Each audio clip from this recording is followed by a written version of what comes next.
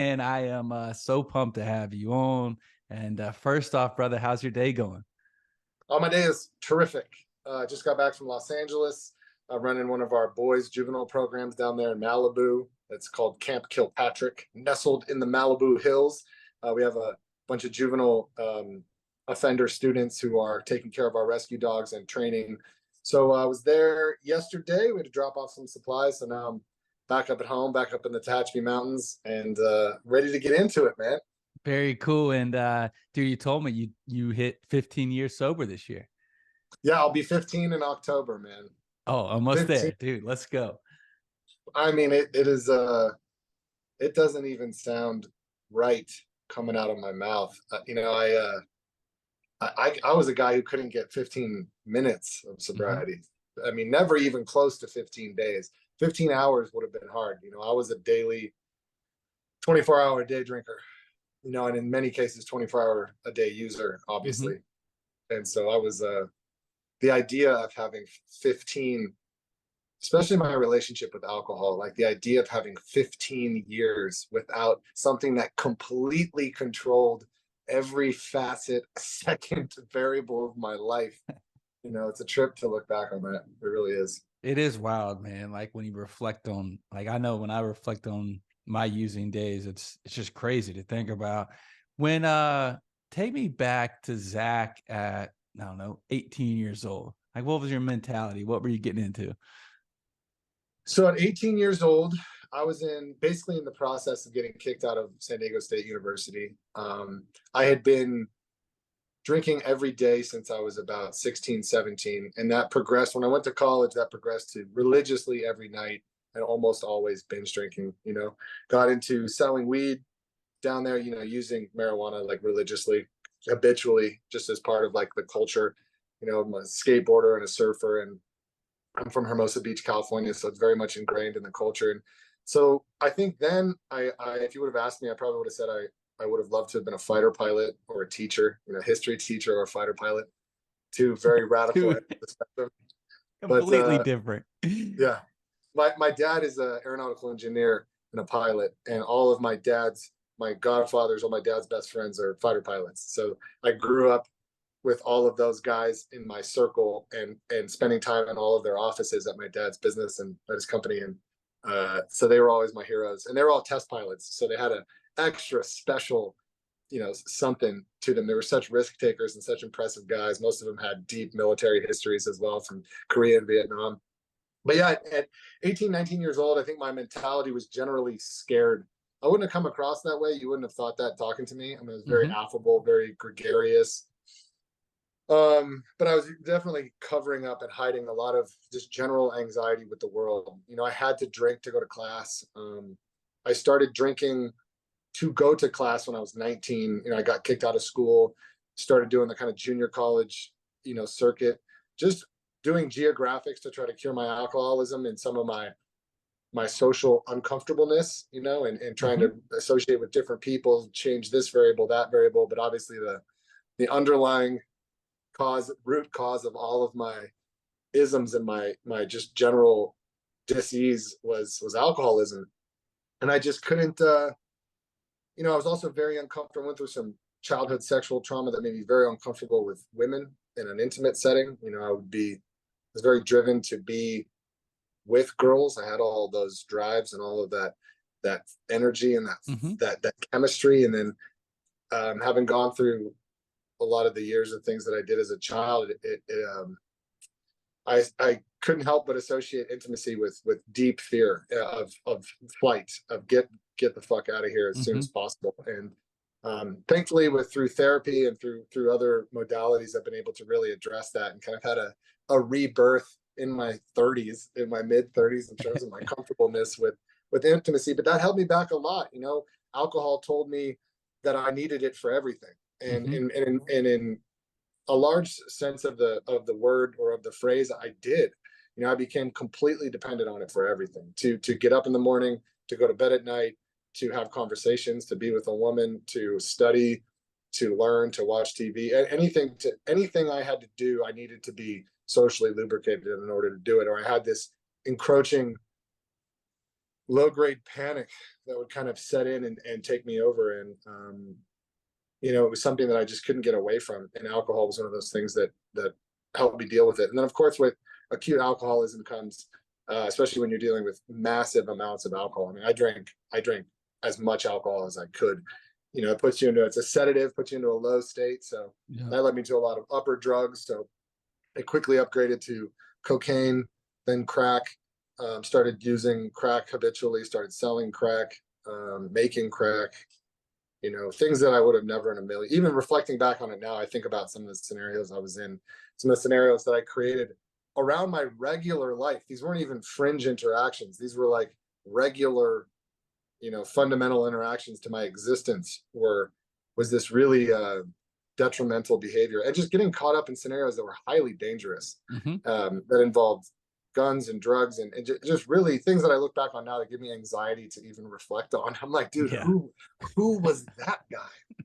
And things that I, you know, I got into a lot of fights. I never been an aggressive person, never been a person that even enjoyed getting in fights. I think I was just compensating for a lot of things. But one of the things that sobriety gave me is just this commitment to love, this deep understanding of of a God of my understanding that is well integrated with the idea of kind of universal love.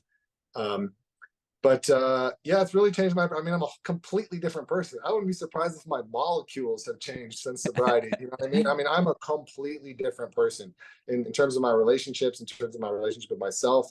Um, you know, I struggle just like everybody else. When I get away from the things I know are good for me in sobriety, I struggle and I suffer. And sometimes Definitely. that suffer loop, I feel like it initiates itself because I have this subconscious commitment to suffering. You know what I mean?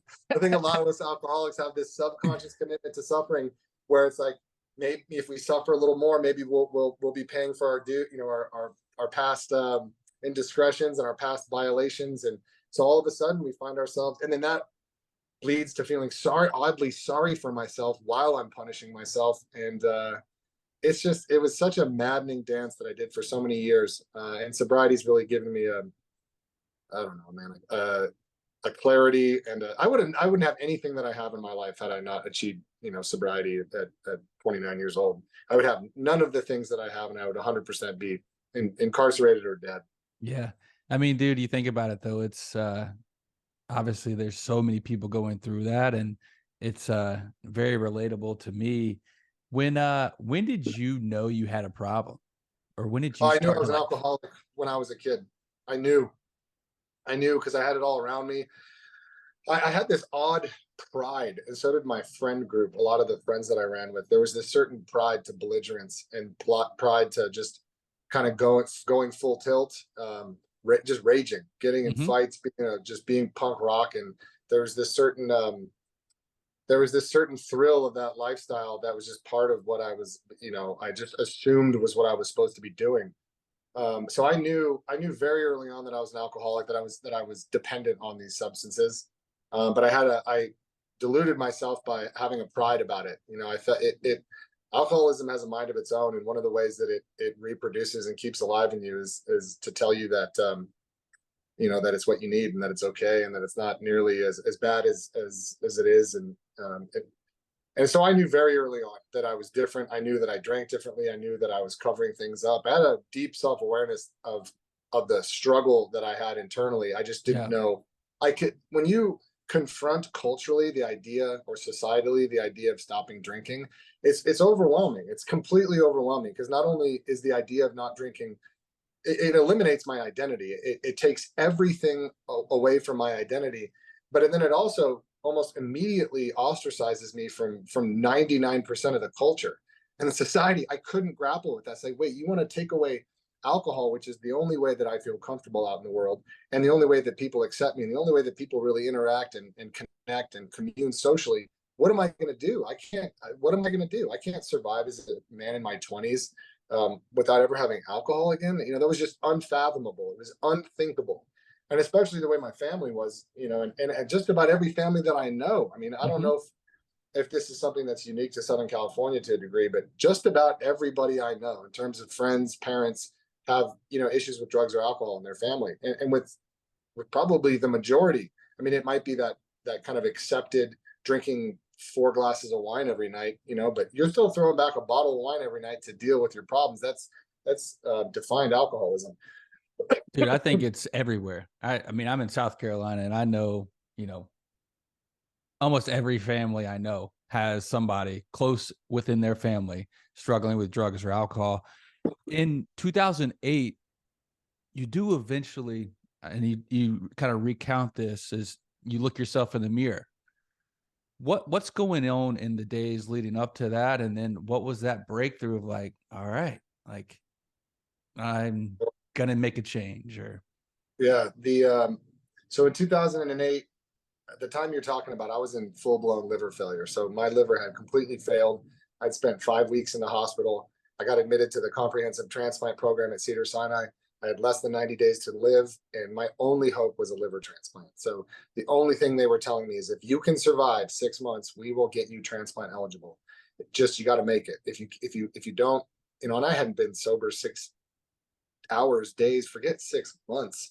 And I was dying. I mean, I was as acutely ill as you can be. When you're in liver failure, everything fails. Your pancreas, your kidneys are going, your gallbladder, you're just inflamed everywhere. And your liver isn't processing the bile, the blood. So you're getting ammonia buildup on your brain. You're getting fluid buildup in your abdomen, which you have to get drained through paracentesis. I mean, they're pulling liters of blood and bile out of your abdominal cavity. And you kind of vacillate between coherence and absolute incoherence, So I was just scared, man. I was just scared. My scared meter was pegged completely. Like, I was so terrified of every second of every day. And I was in so much pain trying to emotionally cope with being sober for the first time in my life at 28. All that shit's catching up to me. All that stuff that was behind me that I didn't know how to cope with, obviously, was catching up with me and was sitting in my mind and on my heart, and it was killing me. And then I was in so much pain physically and existentially. I was just a burden. I was of no value to anyone.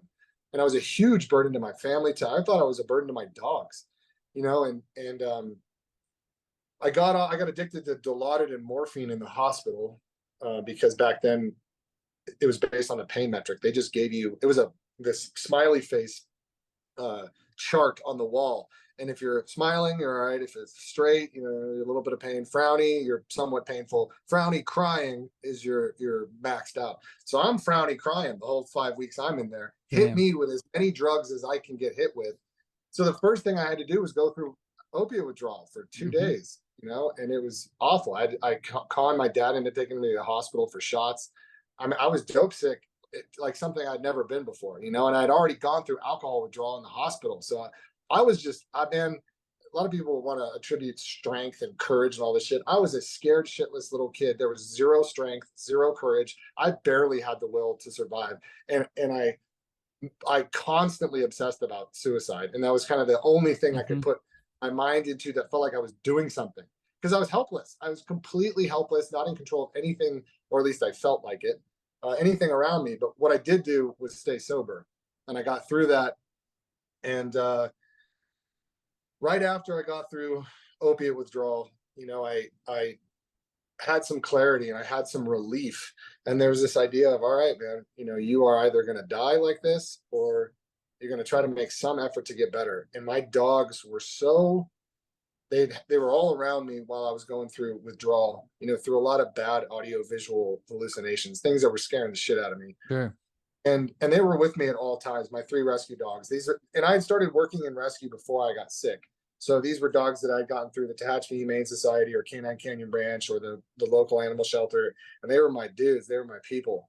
And we always had this incredible relationship. And I started to sink in on me, what was going to happen with them, So I started to think about their future, and I started to think about a lot of different things. I watched the sunrise for the first time, I felt like in decades, like where I actually watched it and appreciated it. And the sun came up over the mountains. It was like 5:30 in the morning. And, a lot of different emotions came over me, but we basically made a commitment to one another where we were going to give it a shot. That, I need you guys to help me with this. And if I can try to live like you guys too, to just be in the moment, to be, and to also, quite honestly, to be the person they saw in me. There was this adoration. There was this like just love bullets coming out of my dogs at all times. Like, they worshiped the ground I walked on. We have such a great, all three of those dogs have passed. The one of them passed just recently. He is 20 years old. I had him since Wow. he was old. He passed last week. And you know, those dogs were just precious to me, and they were able to like help muster this last like attempt Mhm. out of me. And it was just as simple as walking, man. It was as simple as taking one step at a time in the mountains with my dogs and trying to take in the majesty around me. There's God Incredible. everywhere. I had been shut off to God in all ways, and proudly shut off to God in all ways. I was a vehement atheist. So to be able to take in my surroundings, to watch the sunrise, to start to feel some semblance of maybe gratitude or maybe of hope started to settle in, and just watching how happy my dogs were on those walks. And I couldn't get very far too. I'm talking like I would go to the bottom of my driveway in the beginning, and then we just come back up, and then I'd rest for a little bit.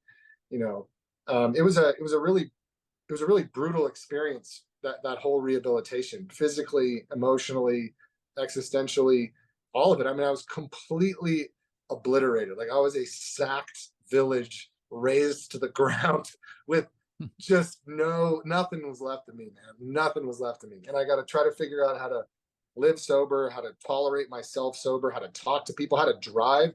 Driving sober for me was very challenging. I hadn't driven sober in a long time, and I had fucking anxiety that was so ridiculous, you know, that made no sense. I had to like learn how to do everything all over again. And luckily my dogs gave me the courage to face a lot of that. I wouldn't have been able to do it solo, man, because I had this egotistical focus. This is not really narcissism as much as it's just an egocentric idea that everyone is because I looked so sick. I looked very ill, and people knew me. So when I went out in public, I got stared at, and Mhm. people didn't want to get close to me in meetings because they thought I was going to die. I was very much, I don't want to say ostracized, but I was a little bit of an island, you know? And I wouldn't have had the courage, especially, you know, I had a foundation kind of built on vanity. When you get further on in your addictions, you're like, I got nothing left but like being mildly handsome. You know what I mean? So being this shadow of myself, having to return into public, God, it did help to have my dogs, man, because I Mhm. could divert the attention of every conversation to my dogs. The dogs would kind of take over the focal point, so we could always bond on that.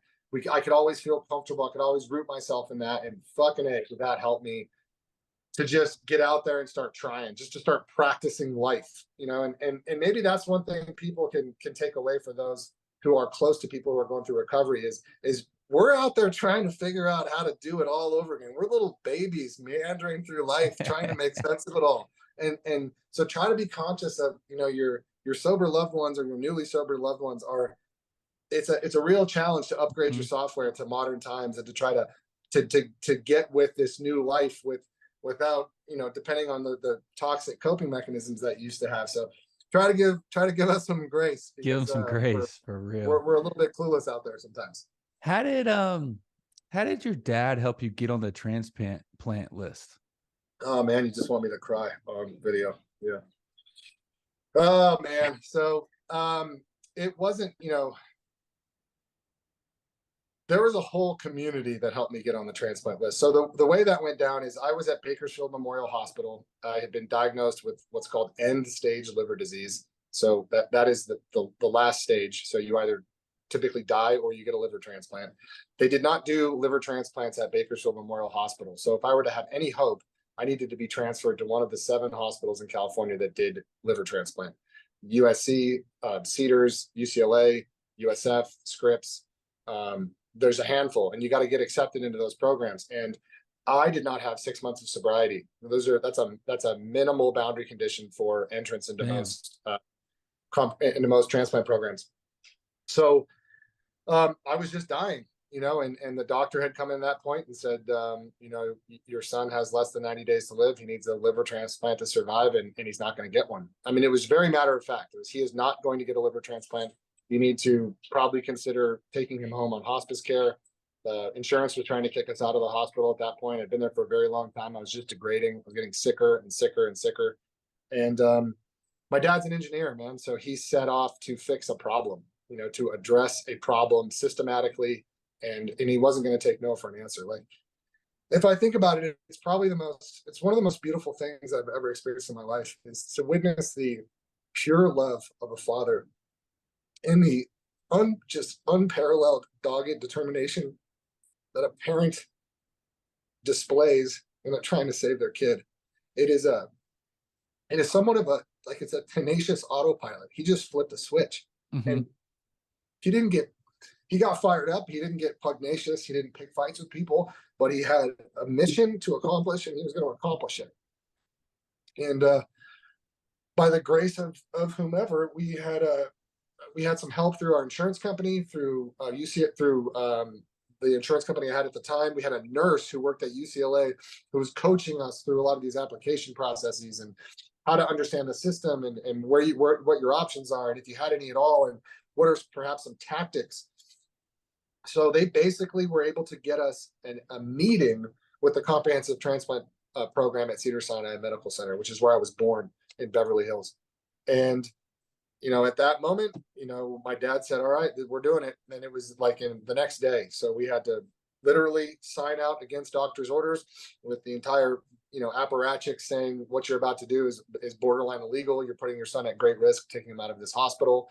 And so we had to sign a bunch of documents saying this is against medical advice, and speed me to Cedars-Sinai Medical Center, where I had a meeting with Dr. Tran, who is the head of the transplant program, and she admitted me to the comprehensive transplant program. And the first thing she did was take me off almost all of my medication. She said, the opiates that you're ingesting in massive amounts are killing you faster. A lot of the medications you're on are killing you. Your body can't, your filters are broken. Your internal filters are broken, and they can't process all this stuff that's coming through your body. So we're going to take a risk and take you off almost all of them. I was on like 13 heavy medications. Took me off everything, but it wasn't just that. In order to get that interview, I had the senior softball team that I used to play baseball up here with. I was always intoxicated too. We had the Humane Society and a bunch of other local animal welfare organizations that stepped up and wrote letters for me. So when I got home from the hospital, I had a stack of letters of testimonials from people. That's incredible. It was hard to read, man, because I felt so poorly of myself. Mm-hmm. And to read what people said about me, it was like, I had such a deep self-hatred for myself. It's like you don't want to even allow any light and any positive feedback about yourself, because you got to stick with the narrative that you suck. And it was really revelatory. Really changed. It helped send me into sobriety, because it changed my a bit of my opinion about myself. Mm-hmm.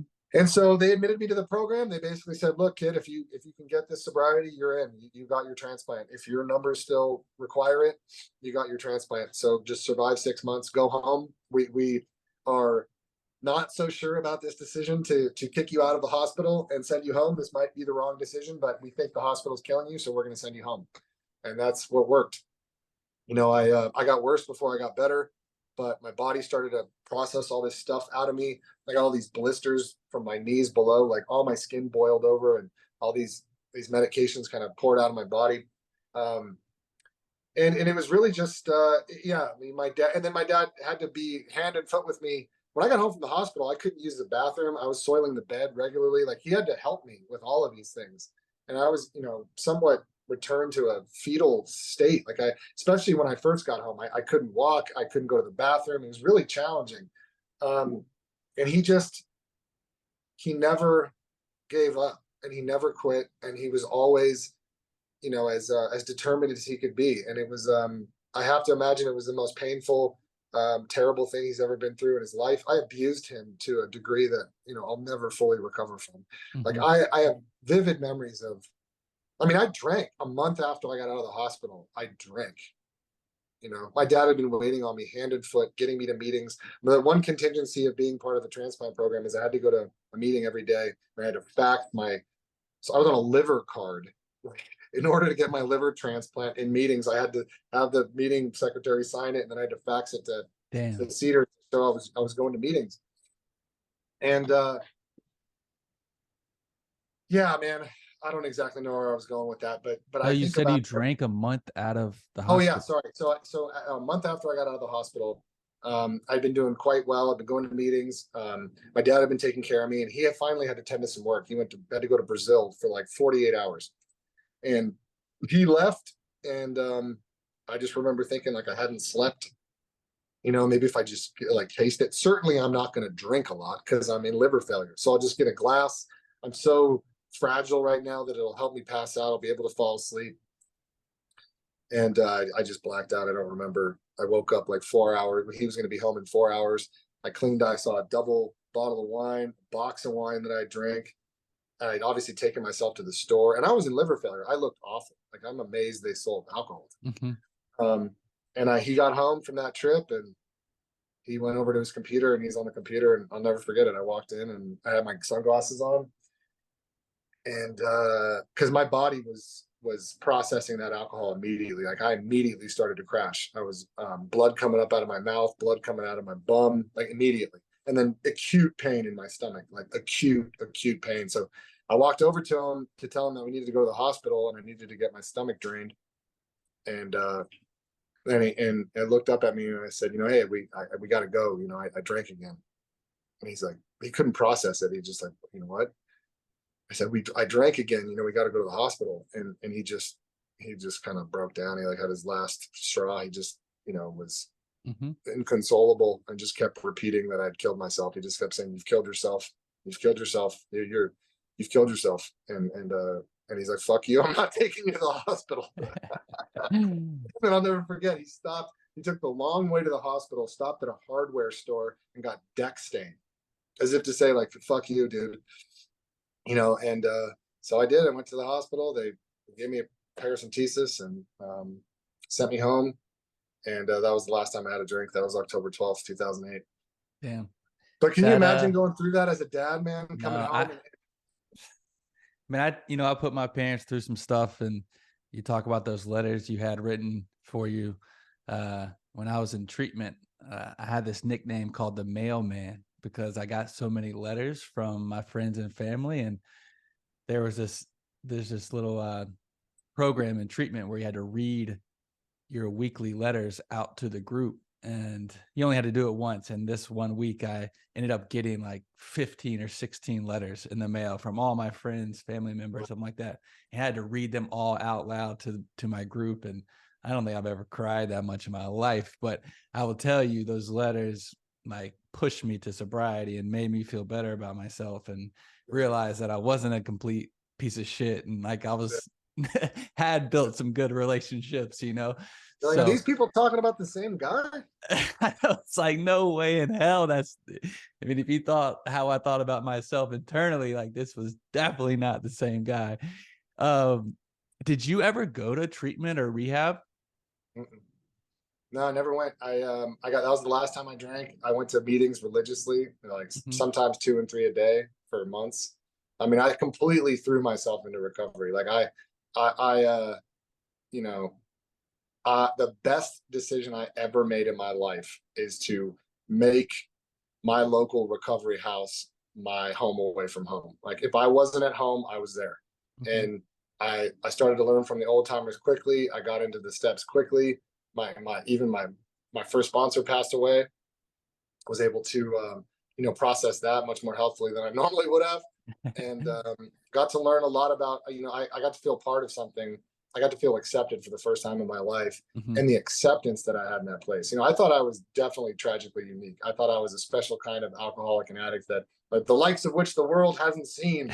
And I quickly learned that I was not special. I quickly learned that those rooms are filled with immense amounts of love and empathy, and that they will teach you how to be loving and empathetic, and that acceptance of people is one of the most wonderful things to be a part of, to just share the love and be the love in those rooms. It's such a powerful community, man. It's such a powerful community, because I couldn't be trusted for a long time. I couldn't be trusted, and I had to and I also had to learn to lean on something other than the narrative in my mind. Like, I can't trust myself really at all. Even my thought process, my internal monologue, I really had to default to the care and love of others. And boy, did they swoop me up. They didn't at first, because they all thought I was going to die. So everyone likes to say nowadays, they're like, some people even apologize, like, "Hey man, I'm sorry. I took me a while to gravitate towards you in the beginning, but like we were all just concerned about you, and some of us were scared to get close." And because I didn't make any sense in the early days. I went in there wanted to talk to the president because I needed a liver transplant. So day one, and I got pneumonia on my brain. So I'm making no sense. I'm raising my hand, or I'm just talking.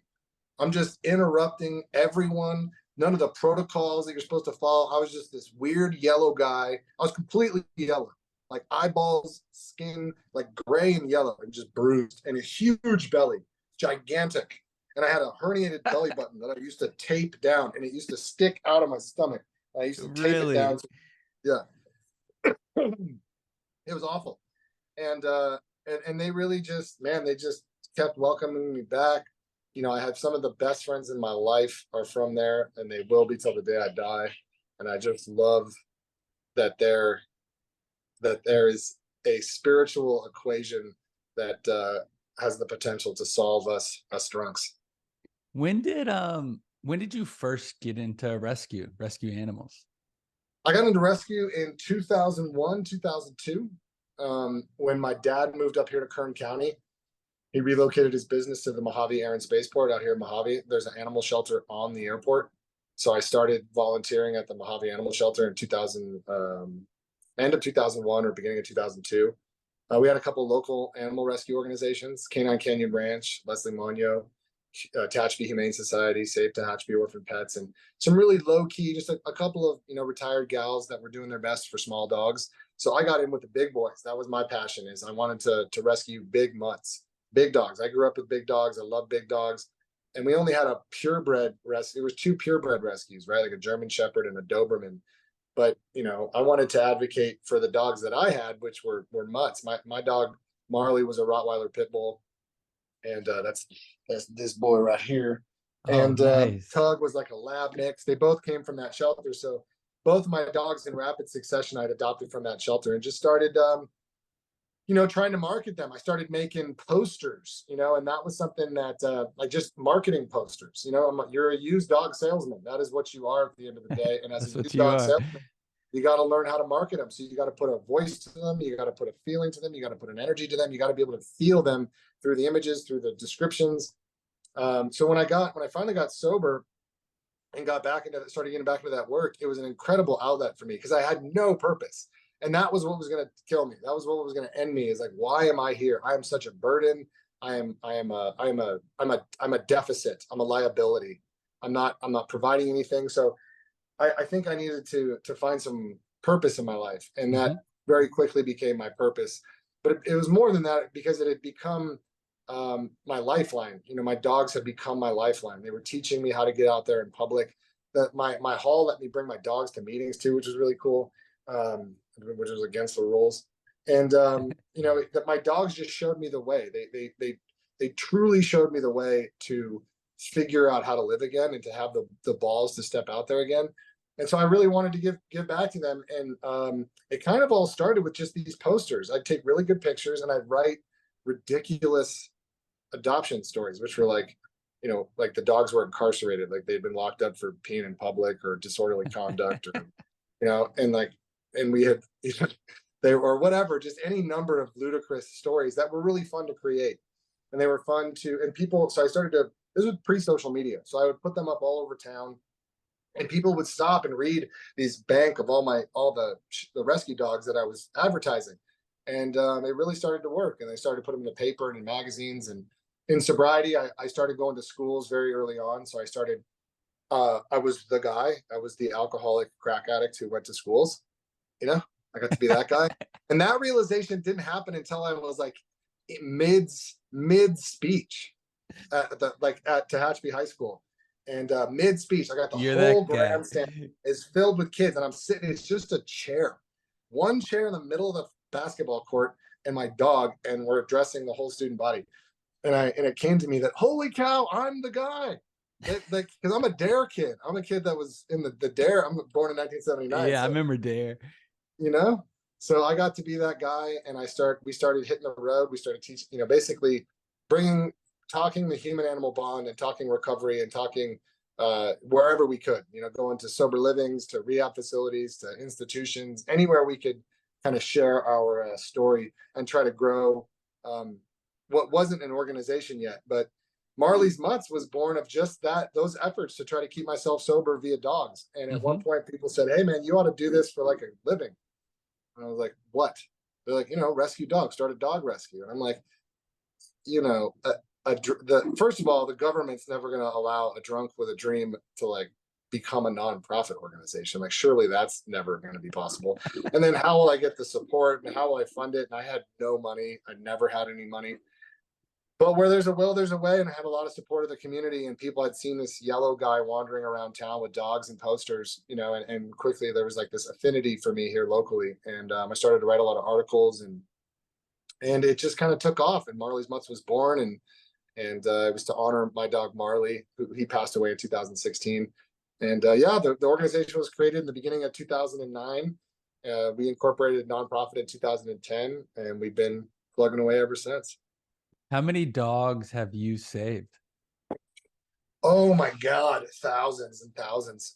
In my home alone, just fostering dogs over the last 20 something years, I've had hundreds and hundreds of dogs. I mean, gosh, I wouldn't even know how to put a number on it. In terms of our organization, many, many thousands. Yeah. I mean, so it's incredible what you do. Like, the animal human connection is so powerful and can be so useful for people struggling in life. And I feel like sometimes people forget about that, like forget about using like a dog or an animal to help them through tough times. It's just such a unique experience, I think, when you find that bond. You have to release into it.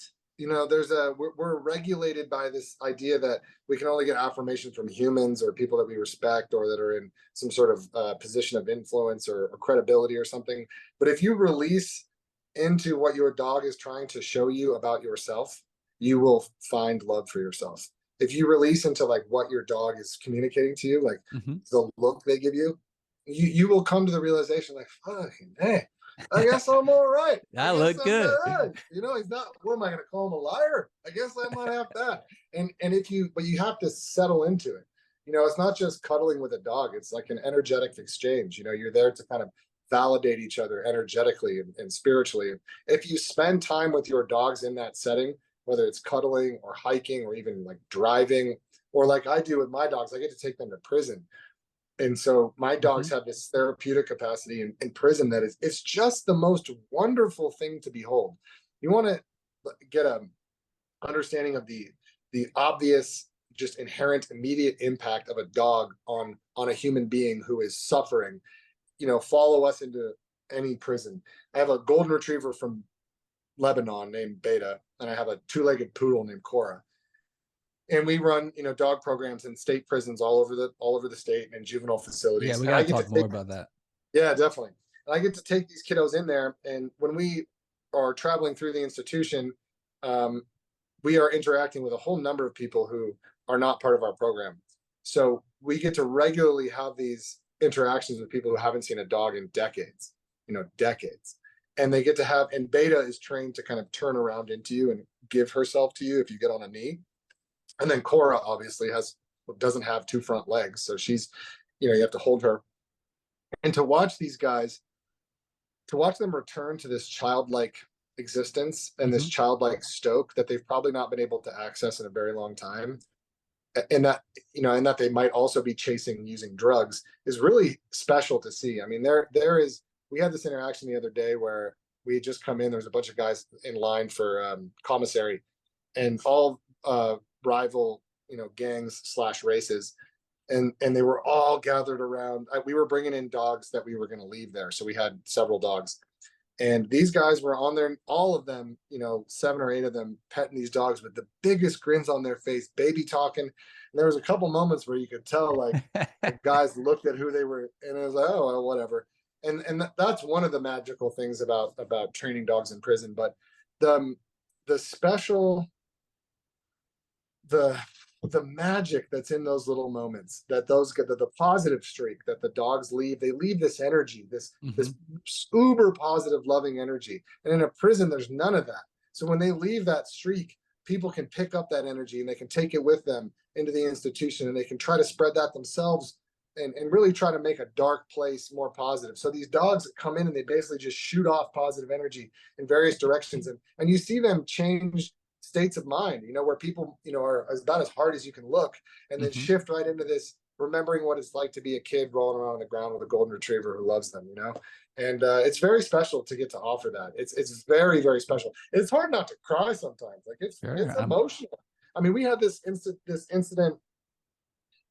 This is a cool story, man. This is pretty cool. So I have a dog with me, Beta. I'm walking onto, it's freezing cold at Tehachapi State Prison. We're walking onto our pod, which is level 3 C yard. So I'm walking through the institution to get there. I come onto the yard and everyone's on the yard. It's chaos. It had been snowing, so guys probably hadn't been out that often. And it's very, very cold. Everyone's got their jackets on. There's 500 guys on the yard or 300 guys on the yard. And I'm approaching and I see one of our students with one of our dogs trying to introduce to another inmate who's basically backpedaling and the dog's barking. It's a bad situation where he's about to get bit. And I'm going, oh shoot, I got to intervene in this. So I come onto the yard and I hand Beta off to Alvarez, who's one of our students. And I walk over and I try to intervene and it starts to hail, just bad hail. So everyone scatters off the yard, but me, Alvarez, and this other gentleman who's trying to facilitate this introduction. By now, the dogs, I walk up, and this is a dog I know, and he's lunging at me, really having a hard time. I mean, barking, basically resource guarding, And so we facilitated a leash handoff. I just said, walk with me, guys. And now everyone's watching this. Everyone's standing in front of their pods because they can't go inside yet. They haven't popped the doors, so everyone's watching. And we start walking around, and I'm able to get this gentleman who's trying to meet the dog up to our dog. I hand off the leash and he starts walking. And then at the end of our walk, when we get to the other side of the track, he kind of gets down and the dog jumps all over him and they have this beautiful moment. His name is David. Hasn't seen a dog in 42 years. This guy hadn't seen a dog in 42 years. And as soon as that happened, everyone started clapping. Everyone that was sitting out watching goes, oh! It was really cool. What was how did you get into working with incarcerated people? Well, I mean, I think I have a natural affinity for men who are suffering and struggling, and I think men who have messed up. I think I'm just naturally drawn to people who are fallible and who have a lot of potential and maybe are struggling to leverage it, like myself, Mm-hmm. But I had a friend who went through incarceration and who we linked up with a dog that I was fostering, a pit bull, and it changed his whole life, changed his entire trajectory, changed everything about him. He became a dog rescuer. He has his own dog rescue organization called Strength of Shadow. And, you could just see what it did for him in terms of bringing him back into society, giving him the tools, similar to me, where it just gave him the confidence to get out there and interact with people. And it was much easier to hermit, much easier to just cover up and just kind of isolate, especially after a traumatic experience like being incarcerated from 17 to 31. And it was at that moment that we tried to get into the system and we tried to present different ideas. I had no idea what to do though, so we got some ideas entertained by the jail system in Kern County. That didn't work. We reached out to a few facilities. That didn't work. I reached out to the Obama administration. That didn't work. And eventually, Warden David Long at California City Correctional Facility said we'd be happy to institute a pilot program here. And we were in. So we were in at a California State Prison facility, January 2016. Started running our first program.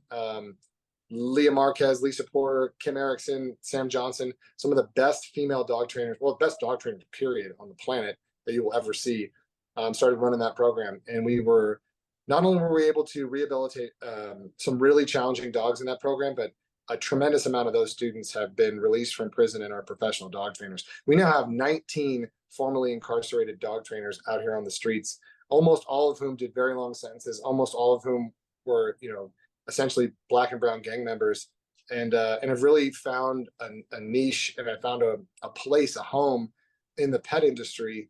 There's a natural acceptance of their sort of second chance trajectory. There's a real inquisitiveness about the incarcerated that maybe was fear before. So I'm noticing, especially with a lot of the work we do, I try to share my students. I try to have people feel them. The best way for us to start to assimilate the incarcerated and formerly incarcerated into our society is to assimilate them into our hearts. We have to have empathy and we have to have an understanding of what their existence is. And we have to ask ourselves, do we just want to throw them away forever? Is that the decision we're going to make? Throw them away forever? Because they're not being released to Siberia. They're coming home. Yep. And they're coming home to your neighborhoods and they're also from a moral, ethical standpoint, the Christ-like, the right thing to do here is to not only give someone a second chance, but to legitimately believe in them and to Mhm. provide them some tools to believe in themselves. And I'm so pumped up on positive change. You know, there's a lot of things I wish I could change, and I wish I could adjust in a more speedy manner, and things that T's I wish I could cross and I's I wish I could dot better and polish up. And, you know, in a side conversation, I'm sure I could, you know, moan and gripe about it. But at its foundation, I'm so proud of positive change, and I'm so proud of the trainers we've been able to attract over the Mhm. years, and the success that we've been able to affect on the not only the incarcerated human population, but the incarcerated dog population. And we've Mhm. rehabilitated hundreds and hundreds of large juvenile dogs in there. These are tough dogs. You know, the dogs we rehabilitate in prison are the ones who are directly off the euthanasia list. These are large young dogs with no skills. So, you know, 8 months to 3-year-old pitty shepherds and huskies who don't understand structure, don't understand a leash, don't understand a crate. So if they have any hope of being adopted, they have to learn structure, discipline. They need exercise, affection, all of these different things, which are exactly what we need as people in recovery. You know what I mean? Exercise, discipline, affection, rules, boundaries, all of Definitely. those things that we work on with dogs in the process of dog training are in dog psychology are exactly what we work on in recovery. So the reason it's so successful is because there's that foundation of mutual rehabilitation, which is I have to provide structure, discipline, affection, exercise, all of these variables to this dog, and by virtue of doing that, I'm providing those to myself, Mhm. and And we that's where the growth happens, and that's why it happened in me so effectively. Yeah, so true. And we didn't even say that, but that is the initiative, right? From uh Marley's Mutts is it's Positive Change Program, which is the one Mhm. that's in prisons. Yeah, Positive Change is a comprehensive inmate canine training program that we operate currently in. We have 3 programs in the state prison system, and then we have a women's federal program, and then we have a boys and a girls juvenile program. The juveniles are run through probation, LA County and Kern County. Then we go through the BOP, the Bureau of Prisons, for our federal program, and then we're at the state system, the state level, with our most of our men's programs. And they are operating continuously all the time. Um, and you know, we have dogs. We have 3 dogs living in Malibu at the boys prison. We just brought in 4 dogs to or 5 dogs to Tehachapi State Prison today. So that round is in week 3. We just brought in dogs to M Yard at North Kern State Prison. So these prisons are rescue factories. What we're trying to do here is provide hope and opportunity to the most vulnerable dogs that are on the euthanasia list, and we're providing them the tools they need to be successfully adopted. Mhm. They're following the Canine Good Citizen certification. We're giving them a background in dog psychology, and with that, we're able to create a lot of wonderful, successful adoptions. And I think the long-term goal of this is to address the animal sheltering and rescue catastrophe, which is occurring currently, and which was only exacerbated during COVID, and also to address the prison industrial complex and the lack of hope and opportunity we have for the incarcerated, because these are really fundamental problems. These are black eyes on the face of these are black eyes on the face of all of American culture. The fact Mhm. that we euthanize, that we kill, that we pay to shelter and kill over 1 million animals a year is shocking. And the fact that we have 2.5 million incarcerated Americans within the United States, 25% of the entire world's incarcerated are incarcerated within the United States. 33% of all the incarcerated women in the world are Mhm. incarcerated in the United States. We spend $90 billion a year on locking up fellow Americans. And then when we let them out of prison, 72% of the time they come back after committing a crime and creating a victim. And there's Yeah. almost no accountability to that process. The process of rehabilitating people while they are incarcerated, while they're under your detention, is has almost no teeth. It's starting to get better. It really is. The culture is definitely changing, but there's no real pressure on successful outcomes. You know, 72% of the people Mhm. that go through your institution commit crimes and end up back in prison. That is an unacceptable number. And we ought to be not only ashamed of it, we ought to speak up, because that's a lot of money. You know, we're spending between $35,000 and $100,000 a year per inmate to incarcerate them in the state Yeah, of it's California. crazy. That's a mind-boggling amount of money. You know, and if we're going to be spending that much money, the American public ought to demand results, ought to Mhm. demand a true and authentic path to self support. Yeah. And the way the system is set up now is very much so not that. Yeah. But It's what we're crazy. seeing through our program, what I'm most excited about is this cultural shift to where, because of a lot of the stuff we're posting on social media, people are starting to feel our students and see them and understand the potential within, and they're starting to take part in the second chance, and they're starting to revel in these success stories, and they're starting to see these people for who they are, and they're starting to, like, there's something so special about progressing past our prejudices. And you really see, my dad's one of them. You know, you watch him progress past his prejudices in terms of the program, and it becomes really wonderful to put down that judgmental lens, and to view them as Yeah. these, as children of God who are trudging their path to their own, you know, self-actualization. And the most of our students, most of our guys who are out, they really are, man. They're walking the walk. They're going to meetings. They're participating in their, you know, fellow formerly incarcerated brothers and sisters' lives. That we have a real supportive network. We love each other.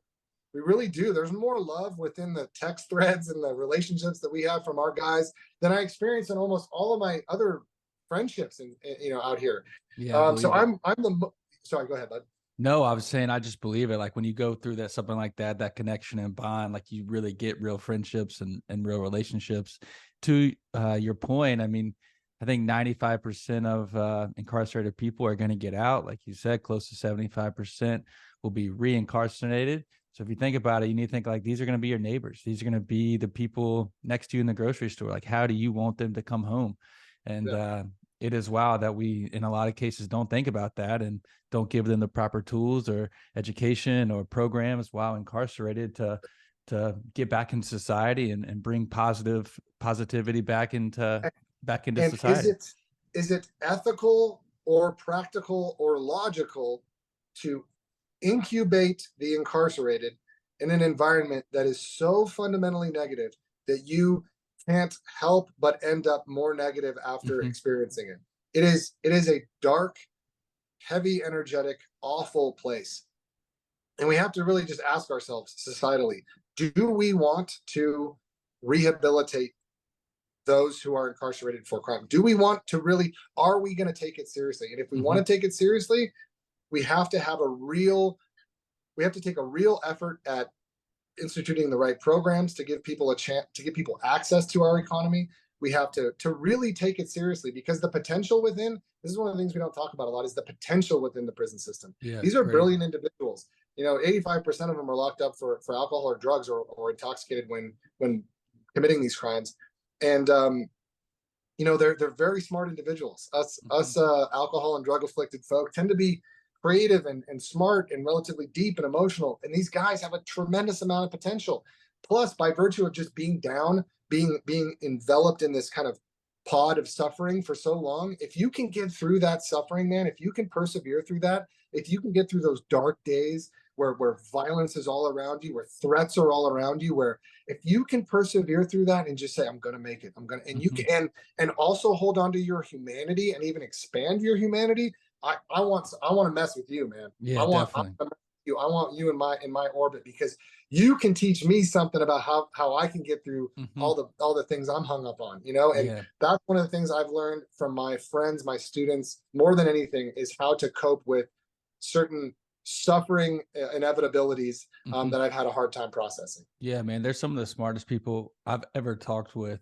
How do we get, I mean, your program in like every prison? Like this, I feel like this needs to be done. Yeah, I know, man. I often view myself as a failure for like not having been able to scale our program to the degree that it should be. And you know what, man? One of the things that's happened recently that's really helped out is the federal prison system. Donald Trump and Senator Scott passed the First Step Act in the end of 2018, took effect in 2019, and it really incentivized the federal prison system, which is about 2% of the total prison population, to really emphasize programming. And not only to emphasize programming, it scaled back mandatory minimums, scaled back having to serve, you know, it scaled back a lot of things that not only didn't make sense, but were scientifically proven not to work. Mm-hmm. And it's really it's put pressure on the federal prison system to get its act together and focus on a full spectrum of education and vocational training. And so but our society hasn't caught up. There aren't enough nonprofits that are willing to go into the prison system and provide this type of education. So that's one thing we need to step up and do more of. But at a state level, we have to start instituting things like the First Step Act, and then we'll start to really see some change.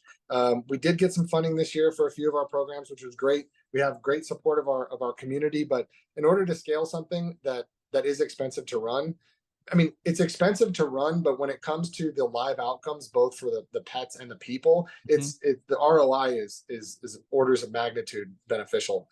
So and really, how do you put a price on like human success and Yeah. the third and fourth order consequences of positive outcomes, right? You're going to affect your whole family. You have a positive outcome when you cycle back to society after being down for a long time. Your kids are much less likely Mhm.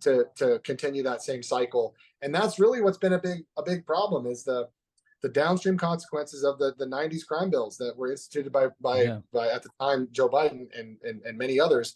It created this prison industrial complex that has just kept people in prison for a very long time, Mhm. and really incarcerated whole neighborhoods of people at a rate that's just really alarming. And so we're finally, as a society, starting to take a look at a lot of these variables, and we're starting to scale some of them back. We're starting to address them more logically, more empathetically, and our guys would be the first ones to say, hey, we're not looking for a pass. I'm not looking for you to co-sign what I did or to Mhm. somehow make it okay. We want to take accountability for everything. And these guys do. When they parole and they write their letters to the parole board, these are manifestos, man. These are Bibles of pages where they're just uprooting their entire emotional everything. They Yeah. really do get it out. They process and a lot of them who are programming are incentivized to process through writing and journaling and answering a lot of prompts and with a little bit of cultivation and with a little bit of belief and love. I'm not saying we have to like bend over backwards to again co-sign any of the behavior, but if we just take a Christ-like stance at rehabilitation and really look at these guys at their potential and to just love them a little bit and believe in them, Mhm. gosh, it matters so much, man, and it can Yeah. really affect things at a massive level. You mentioned the potential of the people in the prison system it's insane.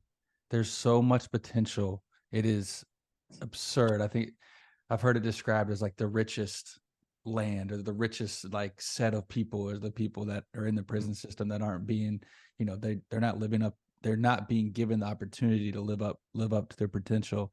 Yeah. You're a dad now, right? Oh man, yeah, yeah.